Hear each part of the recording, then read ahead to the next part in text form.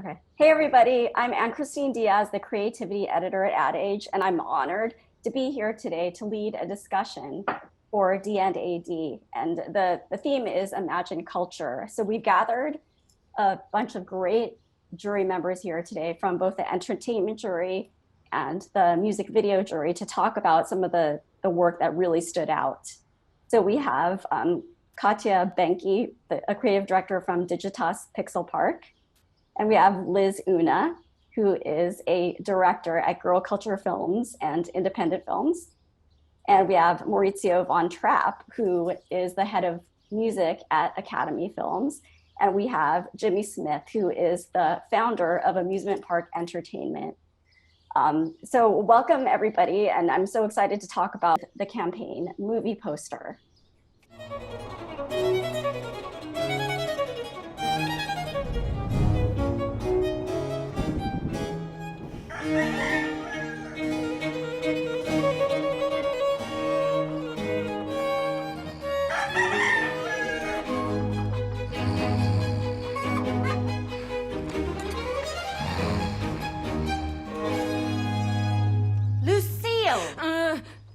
Are you kidding me? How could you possibly sleep through your alarm again? No, please not today. I'm so tired. Ooh, who the hell are you? I work in the kitchen. He works in the kitchen. Well, don't you think you should probably head back to the kitchen then? Yes, ma'am.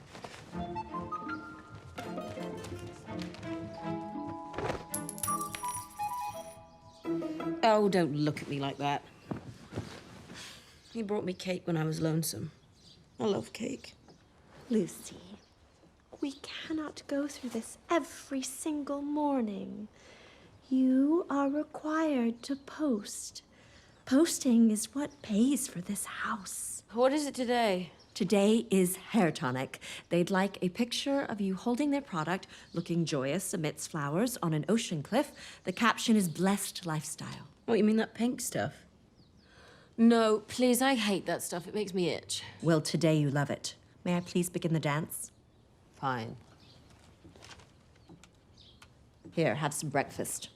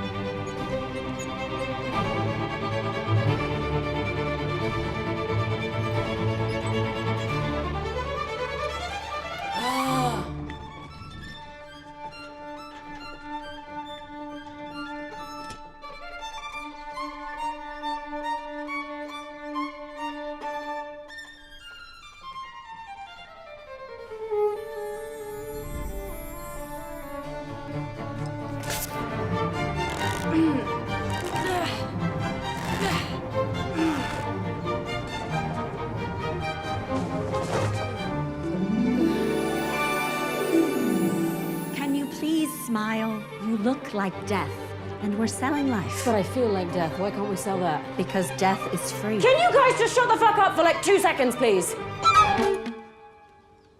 Thank you.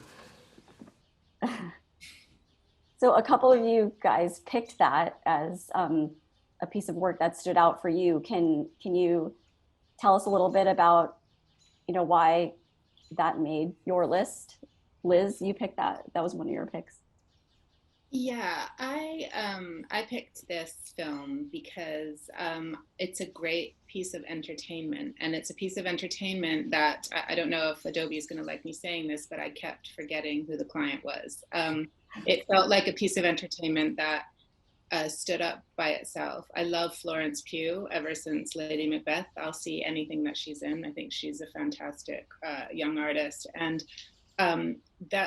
it's a piece of entertainment in its own right, and there's no product placement in it, and it's a very risky. I think it was a risky film for them to make because there isn't branding all throughout, and it feels like a very pure piece of a film, and our jury was saying we thought it could be the beginning of a series, even, you know, the beginning of something. It's beautifully written, it's sharp, it's fun, it just completely is incredibly watchable. Every time I watch it, I find it super entertaining, and that was our category. And it's sort of, we want to see more work like this where clients take risks and create work that is has strong, you know, strong narrative work.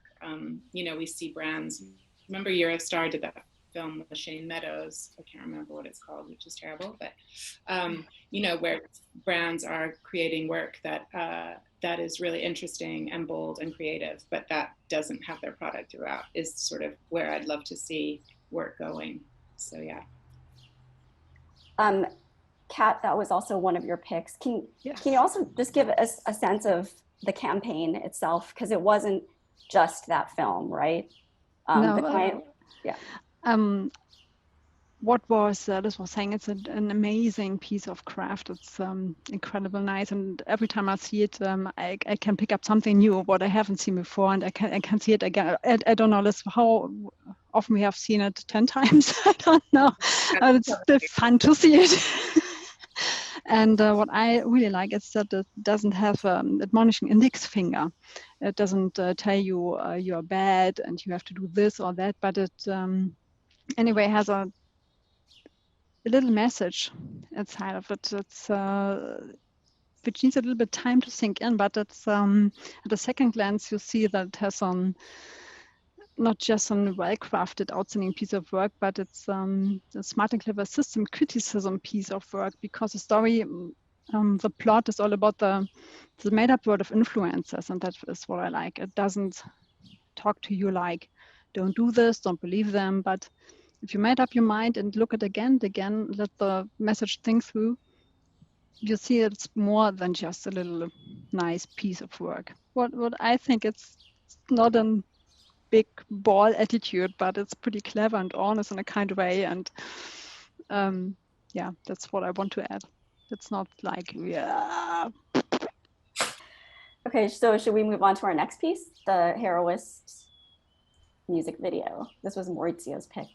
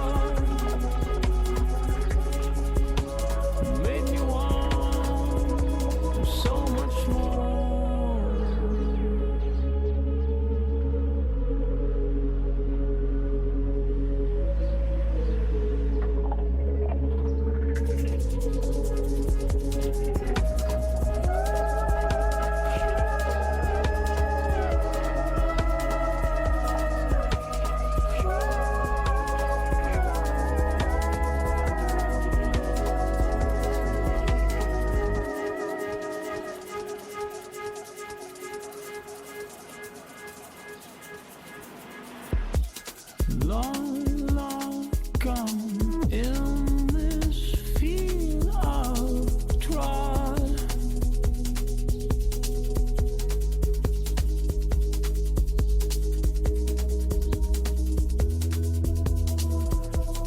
I dropped down to heal my mind, breathing out. Oh, what I could not breathe in. As this ardor soars, the pain is gone. Oh, clearing these waters, you show me dawn that I adore. Made me want so much more.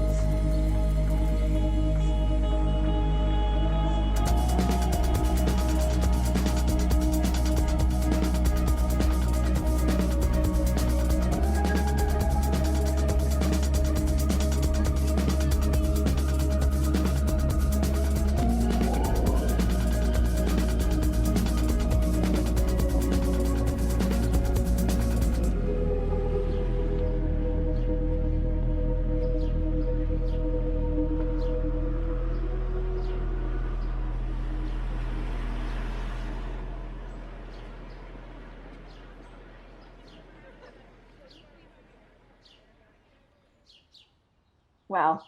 Okay. So Maurizio, why this one? What stood out for you? I think to talk about what we chose as well is important to talk about the criteria that we were employing when we're looking at these videos.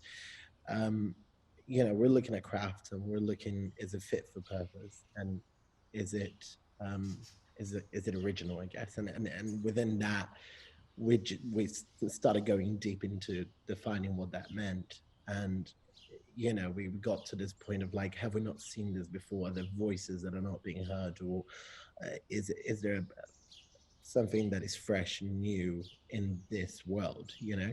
So looking at this, it just felt like there was this whole world that was being created with, I imagine, a lot of budget restrictions.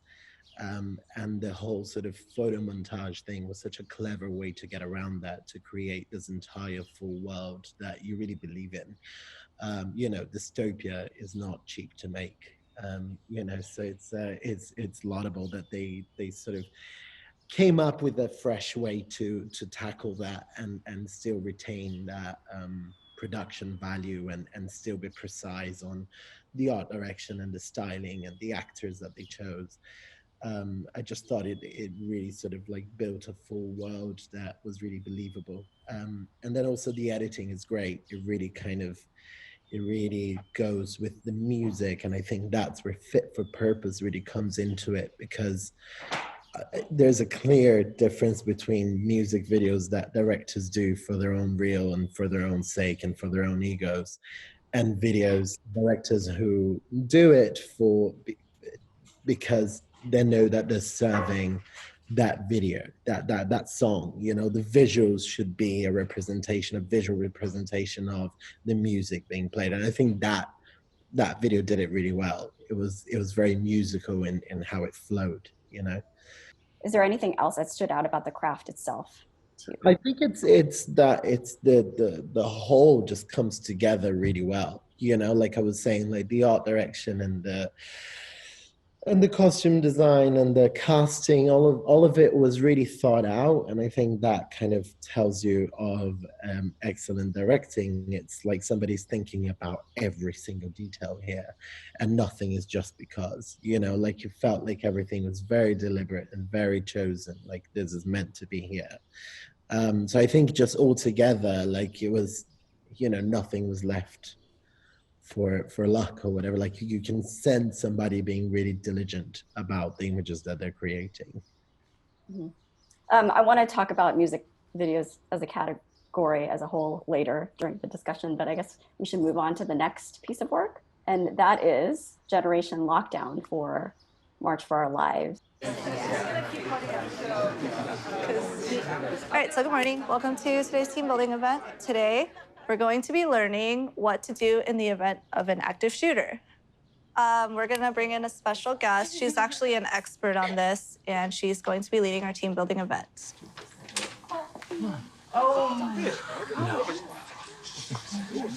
is Kaylee. If there was an active shooter, you'd all be dead. When you talk out loud, the shooter can tell where you are and where you're hiding. Sometimes we play the game who can stay quietest the longest, so we all remember. You can try and protect your friends by pushing the tables and chairs against the doors. You also have to put a piece of paper over the door window so they can't see in. And you can't cry. It gives away your position and your hiding spot. And if you're in the bathrooms, you have to stand on the toilet seat and crunch down so they can't see your feet and they can't see your head, so they don't know that you're in there. That's crazy. Try to listen for things that could help the police. For example, if you hear a lot of bangs like bang, bang, bang, bang, bang, bang, the shooter might be down the hall. Or if you hear louder ones like bang, bang, bang, he could be right outside your door. If the shooter comes in the room, screaming won't do anything. You have to try and fight back. If you can't escape, we get taught the emergency window escape plan, where you have to break a window, put clothes over the frame, and climb through. Our teacher used to sing a song to make it easy to remember. Lockdown, lockdown, let's all hide. Lock the doors and stay inside. Crouch on down, don't make a sound, and don't cry or you'll be found. All right. Throughout history, when you look at some of the best entertainment pieces, oftentimes they drop science, they drop knowledge. They aren't like to make you laugh or to make you happy. They're to deliver, they're mechanisms to deliver information. And we've seen that whether it's books, whether it's music, or whether it's whether it's film. 12 Years a Slave, for instance. This is America. There's in the music category and music video category. I was thinking about that when you were doing the music video category. That they entered This Is America last year or the year before. But yeah, so that I think it totally fits into, it's riveting. And however the piece of entertainment gets you to pay attention, again, whether it's a comedy, whether it's a love story, whatever it is, however it gets you to pay attention, it forces you to pay attention and drop whatever else that you're doing. That's a good piece of entertainment. and that it particularly hit me hard, when we were judging it. I thought it was dope when I first saw it.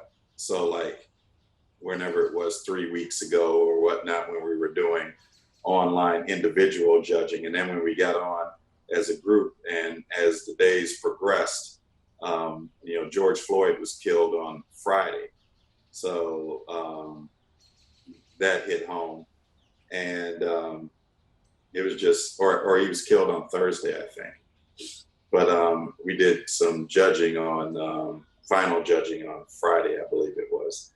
And it just really struck me, because we've been trying to get folks to hear since, for literally when slavery ended in the U.S. in 1865, to say things were unjust, things were unjust, things were unjust, and no one was listening. And George Floyd stopped everybody in their tracks, people who didn't believe it was going on, and it got them to listen. And so switching to that piece, March for Our Lives, I felt like that moved the ball significantly forward. Is, no, dude, you do not need an AK-47 at your house. You don't need grenades and whatever else stupid stuff that you have at your house to protect yourselves. And do you care? And I thought it would happen after, the killing at that school where like the kindergartners were killed, first graders were killed. I thought that would do the trick, but it didn't.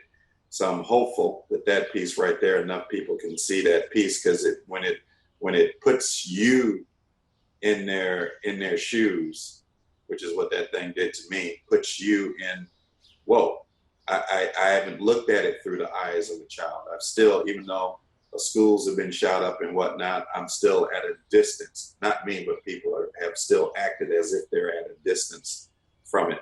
And watching that, if you have a heart, if you have one in there, that should have moved you. If you don't have a heart, I don't know what you can do for somebody like that anyway. But I just thought if your heart was a little dim, that woke you up a little bit.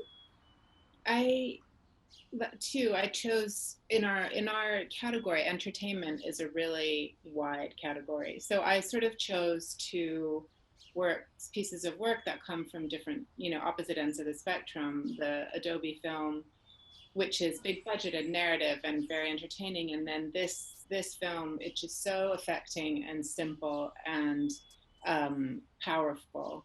And it's powerful in its authenticity, I think, is what I love most about it. I think this subject is really difficult to engage people. It's sort of an entrenched subject. It's still shocking, but I think it's a really hard subject to find the right tone of voice to really engage the audience, because people know it, or they feel they know it, but they don't.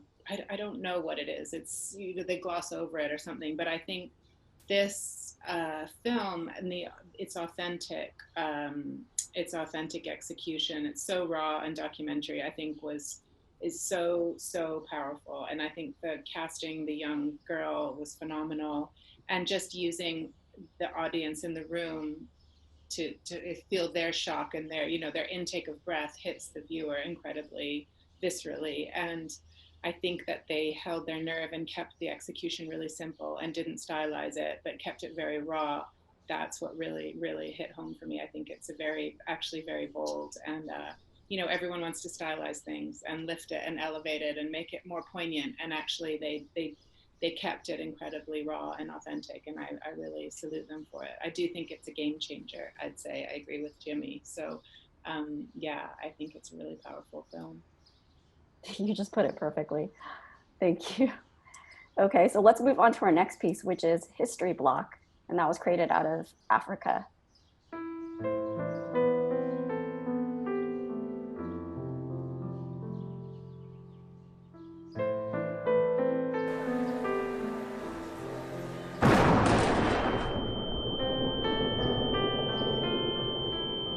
ISIS claims to have destroyed priceless pieces of history. A video posted yesterday shows people taking power tools and sledgehammers to irreplaceable statues.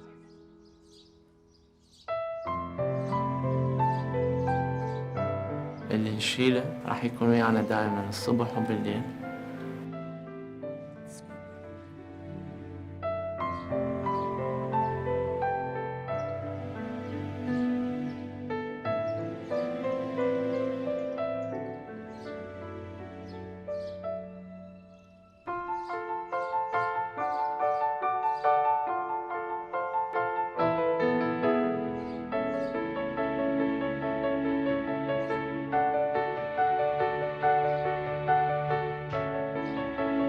The challenge was to recreate heritage sites destroyed by wars and conflicts. It's an interdisciplinary project where we integrate math, history, geography, language, and also arts. Minecraft is a program that I'm so proud.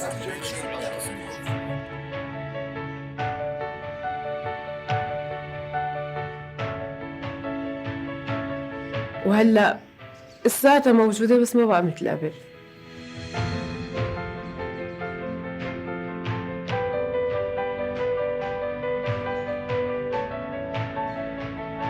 Minecraft is going to be able to help people figure out a collaborative digital future that they would have never imagined otherwise.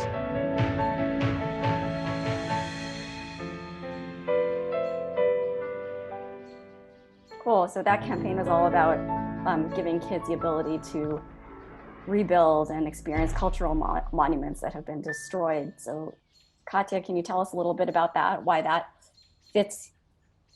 Perfectly. Yes. What I want to say first, when you look at the case and the piece of work before and this one, yes, we live in a kind of cruel world sometimes, yes, that's it's brutal to say and to admit that it is that way as it is, and yes. But back to this piece of work, History Blocks. I picked it. Okay, the film almost spoke for itself, and yeah, and I think this case film shows why this piece of work is relevant for us, especially for the culture category.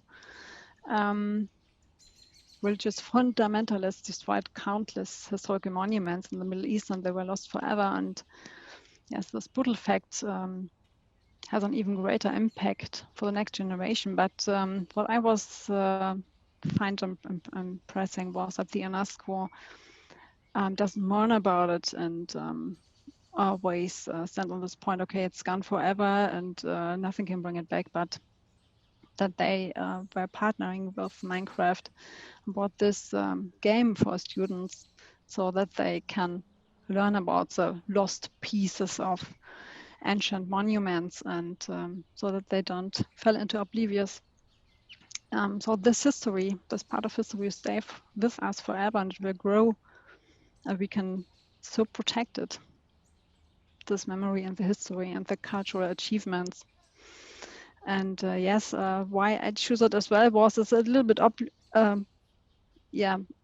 obvious to talk about, but 20 or 30 years ago we couldn't have done this because of the lack of the technology we didn't have. And what I find impressive is the gamification of education, and it's important to bring this into the next generation.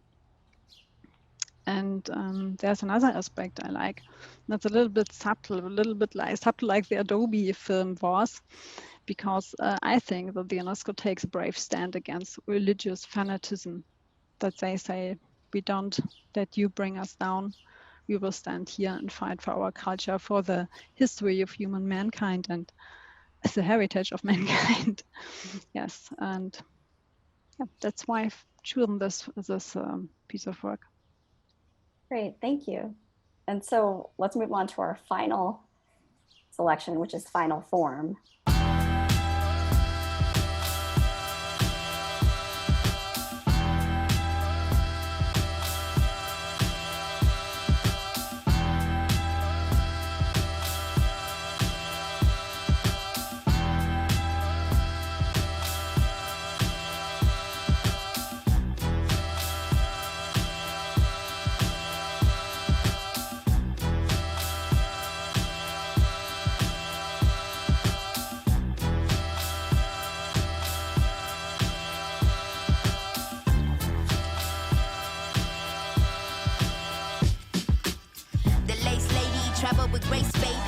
can't afford to cover the course. Of course, maybe settle that one in court. Cause judging by the basics, y'all already comfortable, stuck up in the matrix. Shit is basic, patch credentials, but understand your favorite rapper, peep my gold potential.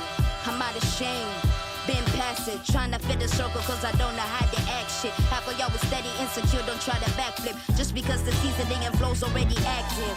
Only 4 years, fantastic, young veteran, new classic. Now I knock the walls off, fuck the whole key, we gon' hinge the whole door off. I'm still AD, never forget it. It's life after death, roll the credits.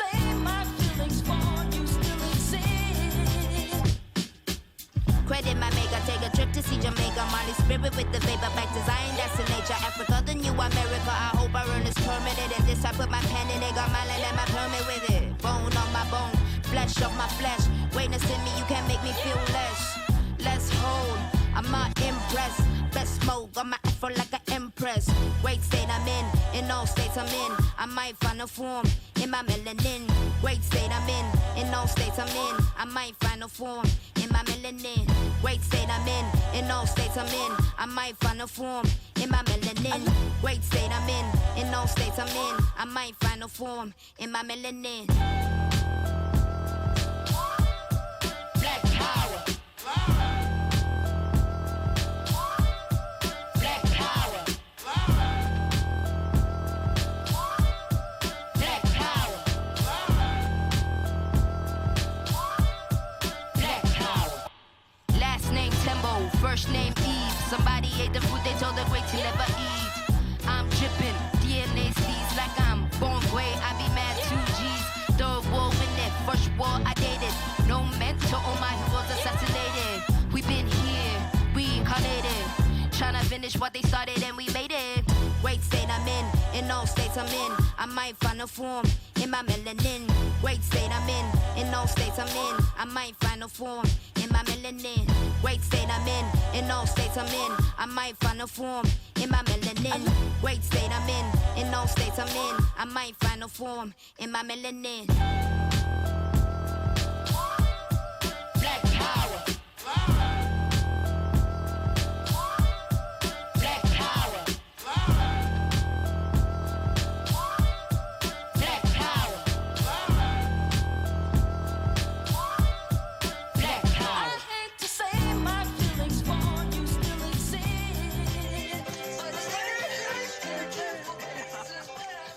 So can you tell us about that one? Why was that one of your picks? Yes, sure. I think, again, going back to the criteria that we were employing to look at these videos and seeing what voices are we not used to hearing, I think this came out very clearly as a video that, you know, it doesn't rely on the toys and doesn't have the balls hanging in your face. It doesn't need it, you know. It's got the honesty to it that comes from a place that it's a story that's being told from within and not from without. You know, it's not some white guy going to Africa and like there's some smiling kids and a goat in the background. There's a real honesty and understanding of what is being told here, even though it's a very simple. Imagine they would have gone down there with 5 people and you know, just captured the essence of the place, but in a much more genuine way than we used to seeing in this kind of videos. I think this video also cuts through to the core of the issue that we're having at the moment, in this, well, not at the moment, forever, but we're talking about it now, which is representation in this industry. I found out afterwards that it was directed by a non-white director as well, and you can sense that, you know, like there is an honesty in the way that he's approaching it. This is really important. Until we get these people in these sacred buildings that are only fit for posh white people, we're not going to be able to do things that are honest and that are true and that are representing these voices that have never been allowed in these rooms, you know? So I think it's an important video in what it says and what it does. And I think this, you know, it just brings to mind that like companies need to be taking a good hard look at themselves right now. and how they're structured and the people that are around them. Because I enter those rooms and I'm surrounded by people who don't have an accent and who all have the same skin color. And they won't be able to do videos like this. And that's also something really interesting about the jury in itself. And I think that's COVID really helped that. It made it really varied. Like, you know, I was flying the flag for Latin America, and there was somebody else in the US who was Latino. There was, you know, Samira, who's of Pakistani background. There were people in South Africa, in Australia, with Asian heritage. And I think that really came across with the stuff that we're choosing. And that's exactly to the point. You know, we're not choosing the Irishman for Oscars. Like, who the fuck chose that? Bunch of white men, you know, because who else would? It's a shit film. So it's like, you know, the moment you have different people in the room looking at things and you're empowering different people than the usual to give an opinion, you get these results. You know what I mean? Like we're putting the spotlight on work that wouldn't otherwise be looked at. And I think that's so important. Everybody needs to be soul searching right now, really, really hard. Amen. Wasn't the whole point of the video to, you know, to go back to Sampa the Great's roots? Yes. Her Zambian roots. Yeah, which I found afterwards, like reading about it. So I didn't know. And I think that's another thing, that you're just taking these videos in without really reading much about them. And you're just going, it's like more gut instinct and the craft and all of that and how it's responding. So you're not really aware of everything that goes on around it. Obviously, I know Sampa's work, and I know that she's Zambian, so I kind of imagined it would have been something like that. But then I read it was the first time she went to shoot that, the first time that she went back to Zambia to do a concert, which adds another layer of kind of like, you know, she's going back home, and she was talking about going back home spiritually as well as physically. So it was about sort of like mixing the sort of modern culture of Zambia and then going back to the sort of like ancestral culture that she carries in her veins. So I thought after reading that, it gave it another layer to it that was really interesting as well. Is there anything that you could say about the craft specifically about that piece? Yeah, I think it's, you know, again, it's a simple video. It doesn't need anything big. It's shot really beautifully, and it captures this world really beautifully. And I think it just does what it needs to do. The editing is really beautiful as well, because it falls with the rhythms of the music, which is incredible as well. And that's half the work for a music video, by the way. Having a song is kind of like, okay, cool, we're halfway there, and she kills it, you know, like her music's insane. But the visuals are really like going together. The edit is really accompanying that, the rhythm and the music in there. So I want to talk more broadly about the categories themselves today for music videos. You know, what did you see in this category? And can you talk about the state of music videos right now from what you saw in the entries? It's always in a state of disrepair. We're always looking for our lives, but it's also the beauty of it. It's a double-edged sword here, because you're struggling always to get these things done, but then the fact that you are always struggling to get them done means that they have to mean something to the people who make them. So I would struggle with ads, if I'm honest, because I don't know if I could engage fully in a toilet paper ad. You know, like, would I care about that? Like, I know that I care about the message of this artist, what they're trying to get across. I know the artists have something to say that is bigger than just a product, you know? Even the ones that are full products, like, they're sharing something else. They are building bridges. They are, you know, there's something so much bigger in music than just a product, even though they make loads of money out of it and we don't. But it's, you know, it's a struggle, and it's not right. It's not necessarily right that they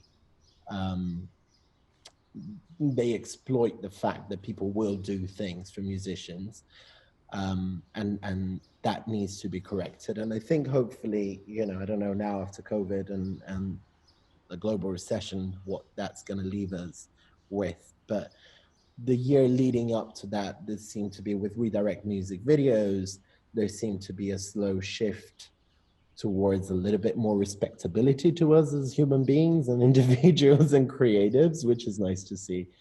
And also because, you know, anybody who Googles can see that the music industry is making more money than ever. And they should be paying for creativity, you know, like for a big piece of what makes them cool and accessible to an audience. Like we're a big part of what we do. But so what did the work that you saw tell you about where the category is today? I think as ever, there is that thing of people try to do award-winning videos, you know, like all the companies are into that, and they repeat tropes that you've seen for a long time. And there are certain, I don't know how, now you've put me in a tight spot, but you see certain trends that you just see time and again, and you're like, I've seen that 1,000 times. But then you see certain things that really stand out and that are really like unique and original. And I think you'll always find that within music videos. I don't think that was ever lost, you know. This year, was there a This Is America sort of situation, or I don't think there was something that was like mind-blowing that really encapsulated a zeitgeist, you know, like a great video that would be worthy of a gold pencil or a black pencil. I think it would be a video that does something beautifully and then also captures the audience, you know, because I think a lot of the times in these panels we forget that we're doing stuff for people to watch, and we pat ourselves in the back a lot. And I think that that moment when a video just goes beyond this little world that we're obsessed with, you know, like, and it goes beyond to a big audience and it resonates with people. I think that's when, you know, you have something really good. Maybe I didn't see anything like that this year. I didn't see anything that transcended. You know, the quality of work was really good, but there wasn't something that was like, oh my God, this encapsulates everything, you know. So for the entertainment category, what did you guys see? What was your criteria? I know PJ Pereira was the chair, I believe. So did he set out any standards for you guys? And then what were your own personal standards in terms of what you were looking for? I think PJ especially asked us for the right gut feeling. So Liz, Jimmy, correct me if I'm wrong. So it was the biggest measure point, I think. And it was, yes, of course, we were looking for purpose, as Maurizio was pointing out, and yes, for nice entertainment as well, for things you feel entertained with, and yes, so. But the most important thing was what he keeps repeating was that your gut speak. The gut feeling was very important. Yeah, We actually. had a lot of this. Go ahead, Liz. Are you sure? That's cool. I think, you know, we did have a lot of discussions about what is branded entertainment, you know, and I think, Jimmy, particularly, you raised the point, is this a commercial or is this branded entertainment? Yes. And I think we struggled a little bit with what actually does our category encapsulate, and you know, do commercials fit within that, or what's our criteria? And I think in a way it didn't really matter if the creative was amazing and if it was, you know, if it hit you in the gut, and if it had a really simple idea that was really beautifully executed. As with everything, it's always about a simple idea has some creative, confident, amazing craft and execution to it. You know, everything can be boiled down, I think, to that, or something new to say, or a tone of voice, or a different voice. But so I think we spent a lot of time trying to figure that out, and then in the end, it didn't really matter because we came up with work that was super strong and very different. Like if you look at all work that we on the short list, it straddles lots of different genres. But I think it all has at its core a really strong tone of voice and a strong idea. So what I was saying to my team was, they asked me what was the trends, and I said, I think outstanding creation is still measured by the size of goosebumps it creates. So that was for me the most important thing, because it doesn't matter if the craft was absolutely high end or low budget, but what left you touched. For the category of branded entertainment, I think this is a question that has come up in other discussions, broadly across the industry. Can a 60-second commercial be a piece of branded entertainment? Okay, all right. No. and like Liz was saying, we were talking about that all day long. Every day we come across something. But we did a really, in my opinion, we did a really good job. I think only one snuck through the cracks that I would have deemed being a classic commercial, but I won't say which one that was, but only one slipped through there. Everything else strived, and the intention was to absolutely be a piece of branded entertainment. And what ever since a lot of people know the Space Jam story, where it started off as Air Jordan, a commercial that ran on the Super Bowl here in the States, and ran back-to-back years. And Warner Brothers tried to convince Nike to turn it into a feature film instead of just a 60-second and a 90-second piece, and they were unsuccessful. And they're successful now. They're doing Space Jam 2. I'm sure Nike is involved with that, but Nike had nothing to do with the original, and it made $283 million at the box office. $3.5 billion in merchandise and T-shirts, hats, and whatnot. And I never did understand why more brands didn't get behind making that type of content, because you can make money. I was always told, we're here to make money. We're here to make money. We're here to make money. Well, dummy, if you're creating all this great 30, 60-second pieces that run on TV, why not have somebody pay you for that? Why not make it longer, make it better, make it doper, and have somebody pay you money for your entertainment and have it be an ad as well? And isn't that what it's all about when you're talking about entertainment, where you have somebody who wants to watch it again, see it again? I mean, everything can't be Star Wars or Space Jam, and not that Space Jam was the greatest script of all time. We just had MJ, but still to this day, kids, Gen Z, they know what Space Jam is. They have seen Space Jam, and they buy those sneakers. And still to this day, the Air Jordan 11 is the most popular Jordan shoe. And that's all because of a piece of branded entertainment that ended up becoming 90 minutes. And that's what I keep trying to, on my end, push the ball for the industry, is to push it towards things where somebody's going to pay money for it. Whether they're going to go to the theater, to the movie theater, or to a Broadway show, or or they're going to pay $10 a month for Netflix so they can watch it on Netflix. Whatever the deal is, however you're paying, with time or money or both, that's where it should go, in my opinion.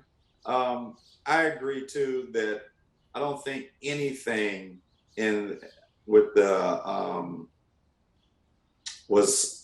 exception of the March for Our Lives. I thought that, and there's always an exception. Somebody will say, well, who's going to pay for that, or whatnot. So that's definitely an exception, but it wasn't 30 seconds or 60 seconds either.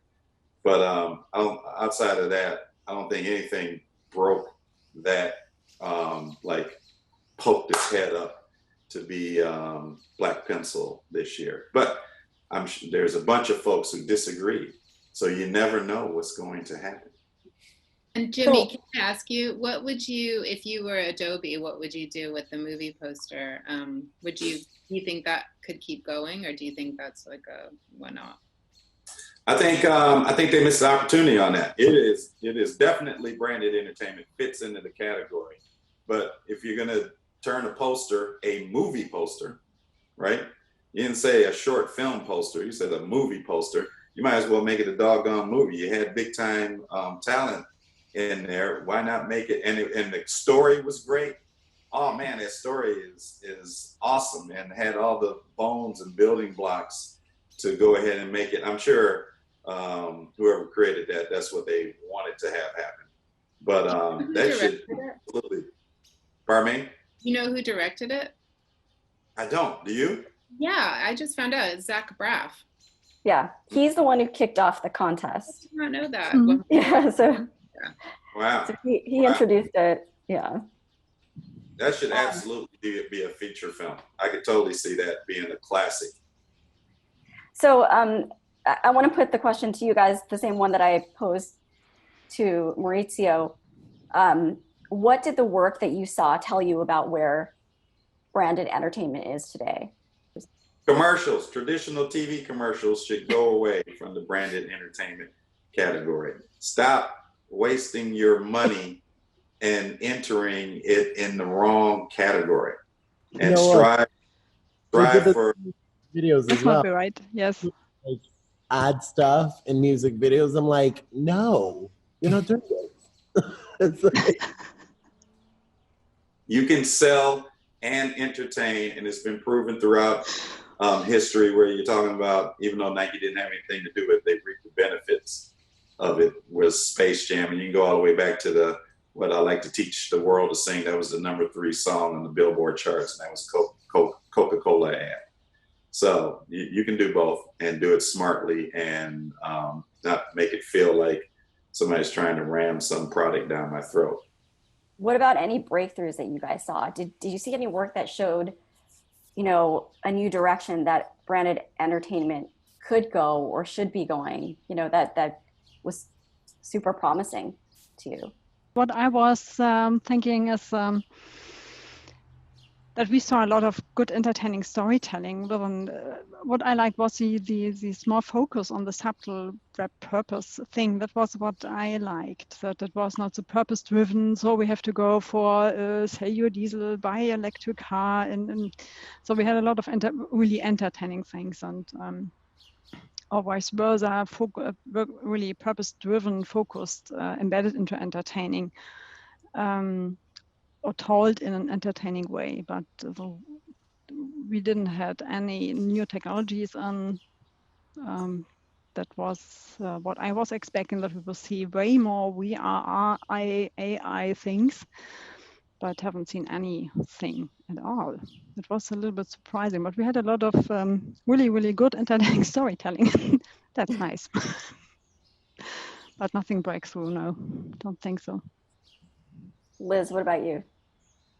No, I wouldn't say there was anything super breakthrough. I think the quality of the storytelling in a certain tranche was really strong. I think I'd like to see more risk taking. I think I'd like to see more clients taking bigger risks with the scope of the storytelling and giving the creatives a little bit more room to make decisions. And I think that's why I liked, the movie poster, because I feel like it was a risky thing to do. It could have gone terribly wrong, and I think I'd like to see bolder initiatives like that. So I wouldn't say anything really struck out as being a game, like a totally different thing. But, yeah.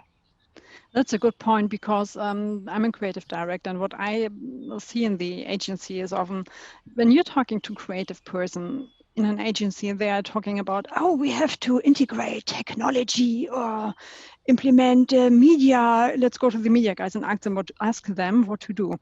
I think that's the wrong way. And when you are talking with the account people, they're talking only about KPIs and how to drive sales.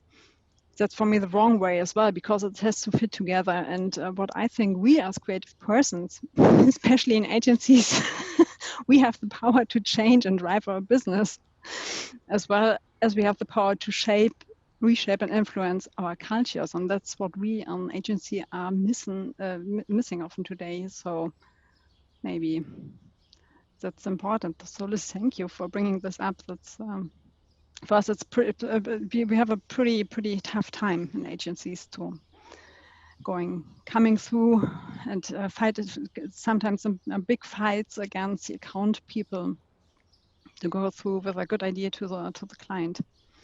Often the good idea is stuck in the agency and never go to the client. That's a big problem.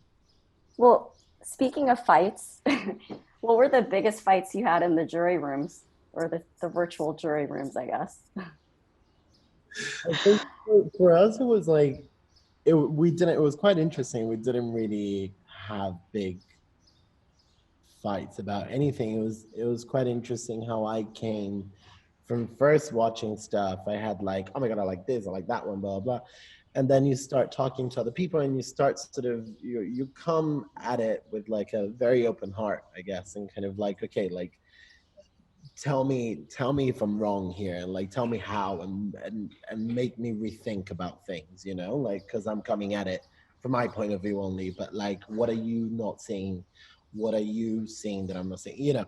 And I think in the process of judging, like, my ideas got reshaped throughout, and everybody else's as well, you know, like, some people got convinced that something was better than they thought it was. Some people, you know, let go of something that they really liked. That was really interesting. It was a very collaborative effort. Like, there was no ego. There was no sort of overriding, which I thought there were going to be. I mean, a bunch of creatives in one Zoom call. Not going to end well, right? But no, it did. Fabrizio, that was the same for I think that was my favorite bit, was that you'd have a really strong idea about something and then be like, convince me, tell me what else you're thinking. And I really do feel like hearing everyone's views and different points of views, different perspectives really informed my feeling about certain pieces of work. And I think that was, to have your mind changed about things was really exciting. I think that was the best part of the judging process. And then it's sort of, then everything is really carefully filtered through everyone's lens. And, you know, you sort of get rid of all the extraneous stuff and come up with the real gold, you know, the gold nuggets. And I think that process was really exciting. And we definitely disagreed on some pieces of work. And it's hard to tell. I think we were able to put aside what we knew was our personal, you know, some pieces of work you just don't resonate with you, but when you can hear why they resonate with other people and for what reasons, and people could explain that really well. You know which film I'm talking about, the mockumentary one. But I think that was really exciting. The collaboration and the airing different perspectives was a super important part of the process. Well, that's a good point on trying to, you know, one of the mockumentaries came from a country maybe we weren't all as familiar with, but others were, and having them, exactly what you were saying, having them explain why that was relevant. And you may not be from that culture or whatever and whatnot, and no, even if you weren't, there would be something about it that would poke through that would, hey, that's pretty cool. Another one that I thought we had some pretty good discussions on, or some of the socially conscious pieces. And because you're trying to figure out, okay, are they doing this? Every year this wins, one of these in this category wins. So let's do another one of those pieces and enter it. It's not really coming from the heart. We're just trying to get a pencil and whatnot. So trying to decide which one of those were honestly relevant and needed, not just we got to do another one of those this year. So I thought that was, and we had some really good discussions on that, pieces that I thought, that's pretty cool. And then maybe one of the ladies would say what they said about it, and you go, oh, okay, well, yeah, makes sense to me. So no. Cool. So if each of you could give one piece of advice to someone wanting to create something that stands out in these categories that you judged, what would it be? Do it from the heart. I think what you said there about stuff coming from the heart, I think it's so important. We saw a lot of videos that had all the trimmings, and they had they had access to everything, but it just doesn't cut through, because it just doesn't come from the heart. That's the most important thing. When somebody comes at it from an honest place, it resonates with people. And if you do it calculated, people will see through that, you know, and it will be cold and it will be lifeless. I totally agree. I was going to say authenticity, honesty, truthful. There has to be truth, a truth at the core, and that truth has to come from the person making it, from their eye, from their heart, from their experience. So I totally agree on this as well. So because I think what we've seen the last years often was a kind of an artificial attached purpose kind of messaging, and what I enjoyed this year was a great honesty. I think we had a lot of piece of work that was sometimes brutal honest and very touching, and I think, yes, if you take a stand, walk the talk. Otherwise, give people joy, that enjoy them what you're telling them, and yes, stay true to your heart. Yes, that's good advice. Yes. I'd say the biggest piece of advice is now you have to be right. Mm-hmm. So you can't take the back half of this and run with it without the front half. The front half is you need to be right. And so the back half of that is you got to be willing to be fired. Because nothing, at least nothing that I've ever worked on is, the pieces that, blew up at the award shows or whatever and whatnot, or even if they didn't, stuff that I'm still proud of. I have work that's in the Smithsonian that didn't do shit at the award shows. So, but I believed in it. And my partners and co-creators believed in it, and we were willing to, we're going to irritate the hell out of the creative director or the chief creative officer or whatever needs to happen to get, it's worth it to get this thing through. I'm going to have to, you're going to have to do it. Now, do it with taste, do it nicely. Don't be a dickhead. Sorry. But, you're going to have to push and push and push to get something great actually made, and that's just the way. That's just the way it is. And you go throughout history, and any inventions or whatever the deal is, there was struggle to actually get something done and get it made and get it through. Wow, thank you so much to all of you. That was an awesome discussion. And hopefully the next time D&AD does this, it won't be over Zoom. Sorry, Zoom.